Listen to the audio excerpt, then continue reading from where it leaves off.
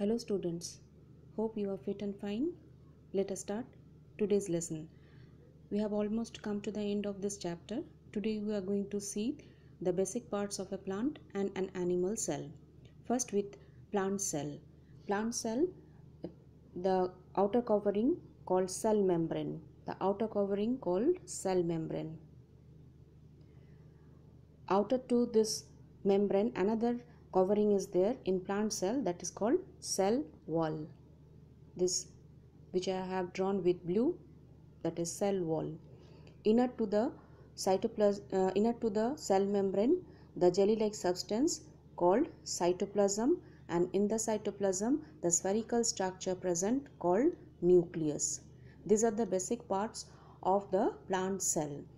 Inside the cytoplasm, both the plant and animal cells have cell organelles like ribosomes, mitochondria, Golgi bodies, endoplasmic reticulum. So this which we are not discussing now, but in the plant cell we will discuss two of the cell organelles. One is, see, in the plant cell, the cytoplasm, the colored body which you see, these are called plastids. These are called plastids. This colored body which are called plastids, and this plastids, if it is green in this green color to the plant parts, if it is green in color, this we say chloroplast. This we say chloroplast. Chloroplast is a cell organelle. It contains the pigment chlorophyll, green pigment chlorophyll, and you know the function of chlorophyll, that it helps in food making process of the plant called photosynthesis. In the plant cell, you see another part which is, I have written as vacuole. This blank looking space which is present, this looks blank, that means as if it is empty. Actually it is not empty, it stores many things. So this another part you see, another organelle you learnt about, that is called vacuole. So these are the parts in the plant cell. Now let us see the parts in the animal cell. Animal cell, the outer boundary or the covering, that is called cell membrane. Inner to the cell membrane, the jelly-like substance which is present called cytoplasm. Cytoplasm contains the spherical structure called the nucleus, and the plant cell, animal cell also have vacuoles, but these vacuoles which are smaller than that of the plant cell. These are vacuoles. So today the new words what you have learnt, plastids. So there I could not mark this or write this, so I am showing this here, plastids. Plastids, there if it these are colored parts which are present in the plant body. This mainly help in giving color to the plant parts. Also some of this help in storing the food.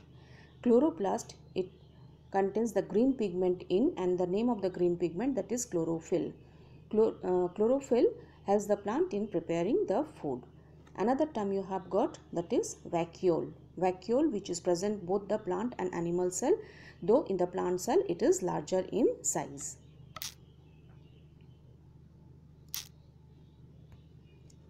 So here you see the diagram of two cells which are given, and it has got something which are common, like cell membrane,